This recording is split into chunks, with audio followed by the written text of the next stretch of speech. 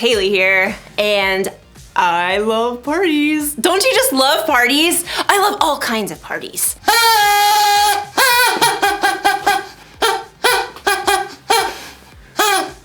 Birthday parties! Happy birthday to me, happy birthday to me, happy birthday, dear Haley! Happy birthday to me! And who doesn't love a good block party? Beanbag toss!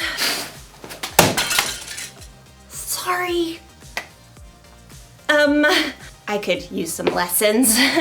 Which is why friendship is so important. Friendship is using your words and actions to show others you care. It's kind of hard to have a party without friends. And honestly, it's hard to even plan a party without friends. You need a tall friend to hang the lights. You need a friend who can bake. And if you got a friend who's giving beanbag toss lessons, tell them to give me a call. The point is, we need friends, and friends need us. And in today's story, we're gonna talk about what makes a friend a friend. That sounds like fun!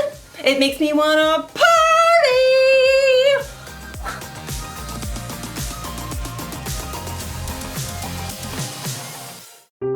The Bible.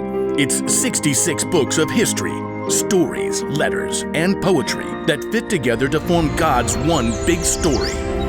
The epic adventure of how He created us and loves us so much that He made a way to rescue us. As we travel through the Bible, from Genesis to Revelation, we discover people who met God and found their lives changed forever.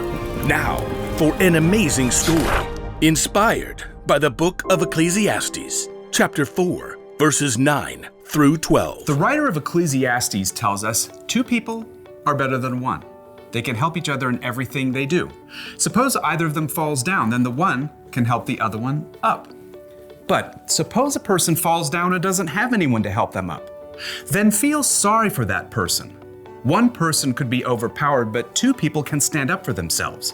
And a rope made with 3 cords isn't easily broken. Let's see how this might play out in someone's life today. Jackson slid into the small school theater and took a seat in the back row and waited for Mr. Ray, the music and arts teacher. It looked like there was only one other kid who showed up to build the set for the 5th grade production of Charlotte's Web, Amal from Mrs. Wiseman's class. Hey. Hi. The 2 boys sat there in awkward silence until Mr. Ray showed up. Ah, my set team. Fantastic. You guys know each other? Kinda. Different classes. Well, you're gonna get to spend a lot of time together in the next 2 weeks as we build this set and get it painted. You guys got any experience with power tools? Jackson could see Amal shift nervously in his seat. No, I don't want to go on stage. Miss Wiseman said I could do this instead. Don't worry, I'll teach you what you need to know. How about you, Jackson? I'm pretty good with a hammer, and I didn't want to wear some silly animal costume. The 2 boys basically ignored each other as Mr. Ray showed them how to measure each piece of lumber for him to cut, and then he helped them lay out the pieces in a large frame. Now, this'll be one of the wall flats for the backdrop. We'll paint it as part of the barn. Amal, you want a hammer in these nails? I guess. I'll hold it more like this. Don't worry, you'll get it. I'll do this side. Jackson nailed together the entire flat while Amal still struggled with one corner.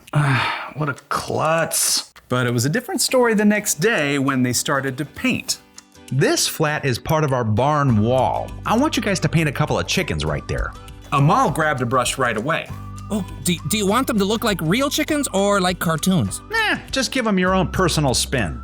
Amal got to work right away, creating an entire palette of colors while Jackson was still trying to figure out which brush to pick. Now, I've got to run down to the art room. Amal, why don't you show Jackson how to get started? I don't really... Mr. Ray smiled at them both. He needs a hand. I think you guys will make a great team. Mr. Ray hurried out. Jackson and Amal avoided each other's eyes. Well, I'll sketch an outline for the chickens. What do I do? Just, fill it in. I'm not really an artist. Jackson dipped his brush randomly in the blue paint and frowned at Amal's outline. Just have fun with it. Jackson swiped the blue brush, outlining a wing. I've never seen a blue chicken. Oh. It's great. It'll stand out.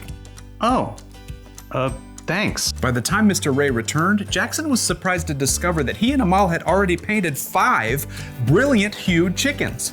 Mr. Ray grinned. I've never seen a more flamboyant flock. Jackson held out his fist to Amal, and Amal, surprised, gave him a fist bump. Yep, see you boys tomorrow. The next day, Amal showed up with a bruised finger on his left hand. I can still paint with my right. What happened? Mr. Kunkel keeps putting me in as goalie during PE, and then I mess it up, and everyone on the team gets mad at me. Do you stay on your toes? Keep your eye on the ball? No, I just panic when the ball comes at me. Look, I can show you some tips later in the parking lot, before my mom comes. Really?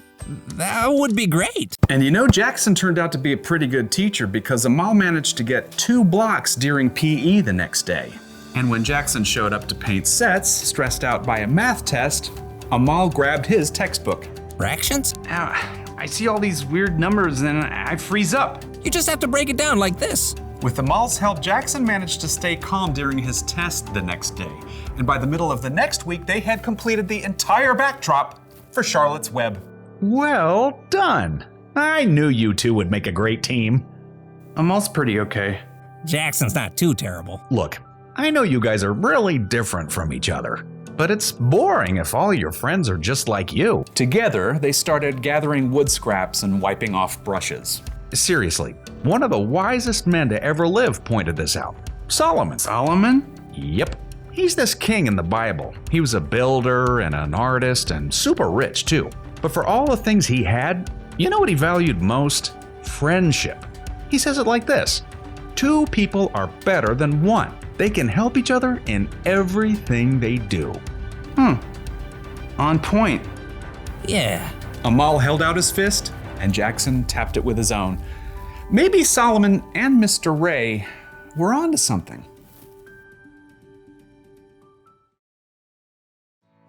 Okay, here are 4 things you can learn from those verses in the book of Ecclesiastes.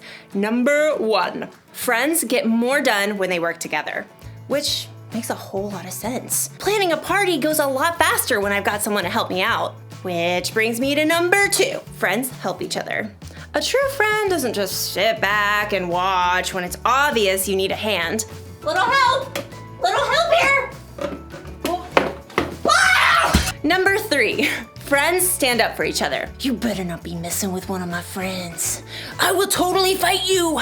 Unless, you're bigger than me, then I will not fight you. In which case, I will totally reprimand you with some carefully planned stern words. Just don't mess with my friends, okay? And number 4, friends help you trust God. You may have a lot of different friends in your life, but a true friend, one that lasts, is the kind that helps you make wise choices. The kind of friend you can talk to about what you believe honestly, and who can help your faith in Jesus grow. So, here's the one thing to remember today. Choose your friends carefully. I think you should try to be a friend to everybody, whether it's a friend you choose or not. But when you're deciding who to spend most of your time with, you should choose carefully. Ask yourself, is my friend helpful? Would they stand up for me? Do they help me trust God more? And while you're at it, ask yourself this: am I a helpful friend? Would I stand up for others and help people trust God more? When you want to find good friends, one of the best things you can do is to be a good friend. And never forget that Jesus is your ultimate friend. He is always there for you, no matter what. So, be on the lookout for good friends this week. When you choose wisely, you can't miss.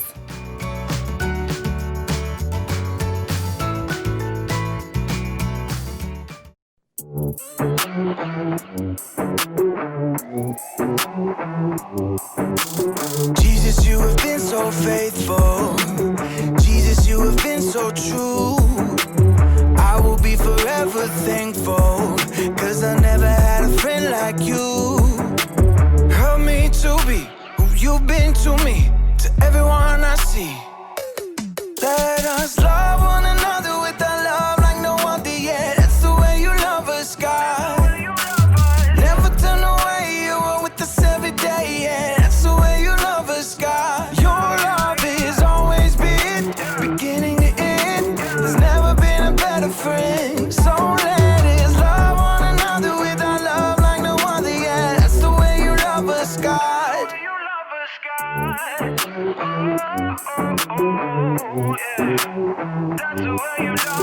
with me in the darkest valley. You with me on the mountaintop. I'm thankful that you never leave me, and that your love will never stop. Help me to be who you've been to me, to everyone I see. Let us love.